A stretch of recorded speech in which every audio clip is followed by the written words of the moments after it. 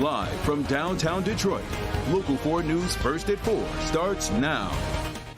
Good afternoon, everybody. I'm Karen Drew. First at 4, we are tracking a traffic alert in Wayne County with some emergency repairs on a bridge. Now, earlier today, the Wayne County Road Commission closed the Rotunda Road Bridge in Dearborn at Miller Road after it was struck by a vehicle. Sky 4 showed us several crews working at the scene. Right now, the bridge has partially reopened, but the northbound lane remains closed. The county is bringing in a third party to conduct an additional inspection. A temporary barrier wall has been installed until then.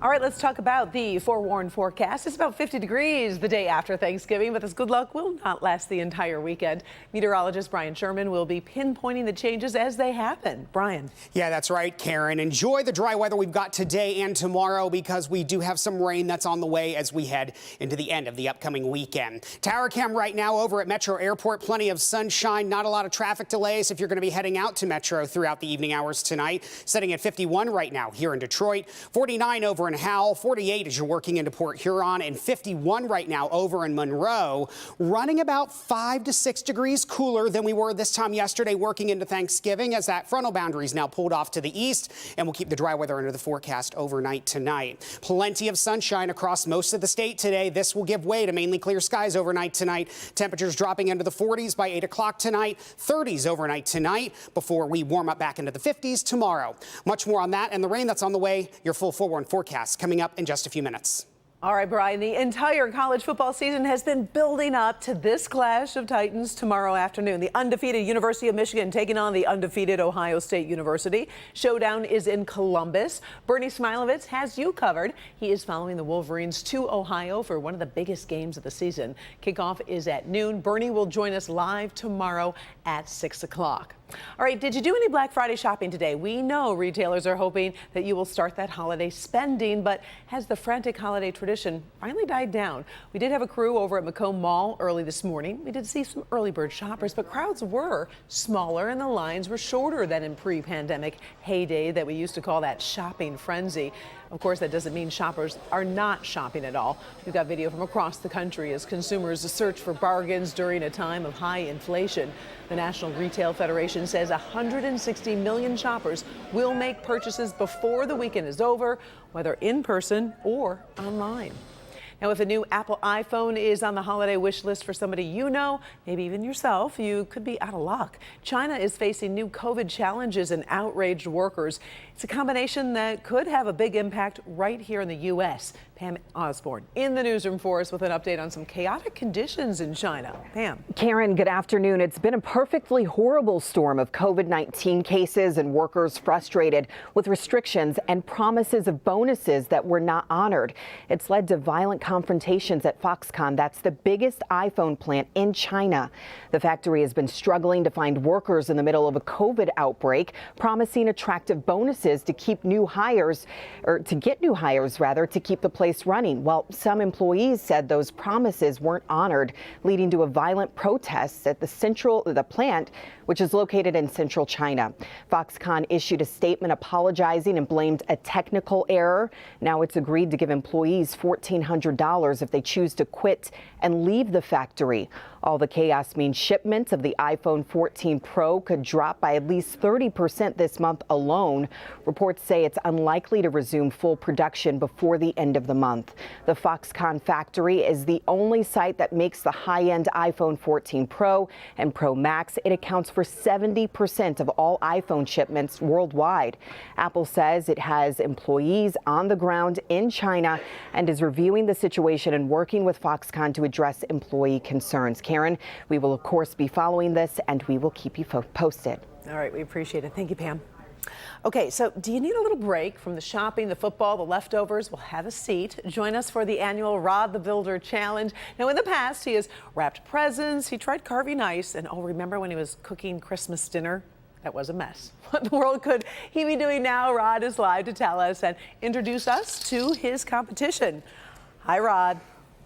Hi, Karen. We're building Christmas decorations out of Dominos. Now, my competition this year is Brady Dolan. He is a U of M freshman. He is also a YouTube sensation and a Guinness Book of World Records record holder in this. Brady, how are you today? I'm doing all right. How are you? Well, I'm doing poorly, actually. I watched you. I started working. First of all, I thought, because he gave me this, that I thought I had to use the white domino, so I got a stack of white dominoes. He leaned over a minute ago and said, we're not using the white dominoes. So, that I think should tell you precisely how this day is going to go. Now, Brady, tell me about how you got involved in this, why you got involved in this, and we're building our design. How difficult is this design that you've come up with? So I started doing this when I was 6. And there was just a box of Mexican train Dominos out while my family was watching TV.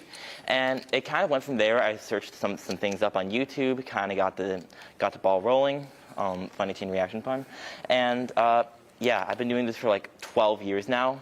And these designs, I'd say there are definitely a lot more difficult designs than these ones. But that's not to say that these are the thank you for starting me out on the tough stuff.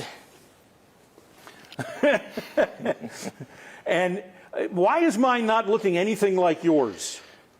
Because you need to space them. I need to space them. Okay. You get the idea. Tell me about your Guinness Books of World Records deals while I try and figure out what in the world I'm doing over here. All right. So back in 2016, I was part of a group that set up a Guinness World Record for the most dominoes ever toppled in the shape of a circle. Where it just goes from the inside out. We managed to achieve a total of 76,017 dominoes, I think was the exact count. And yeah, that was back in 2016. I was 12 at the time. I was by far the youngest on the team. But just earlier this year, actually, I was with another team like that. And we decided that we wanted to take the world record for the most dominoes ever toppled in a wall. And the whole project took about like a week to build. The wall itself took about 3 days. But we ended up having a wall that I think was somewhere around 51 meters long. Wow. And that had about Okay, well, we'll 50,000. talk more, Brady, because we got to go here. But we'll talk more about that because I want to know how long it took for that whole thing to fall down. Oh, yeah. Because mine, it takes about 2 seconds. But anyway. Karen, enjoy the torture. That's all I have to say. You do know that I do look forward to this every year, but there is always hope, Rod. It's the holidays. Dreams come true. There is a chance. Hope springs eternal. Not here, but yes, it does. You never know. Maybe in the commercial break, he can give you a couple extra hints. Maybe. Yeah, well, he's already told me I just don't have a clue what I'm doing, and we're going to be here a while. We believe in you. Get a Snickers. Things can get better. Thank you, Rod. We'll check in on your progress at the end of this newscast just to see how far you got.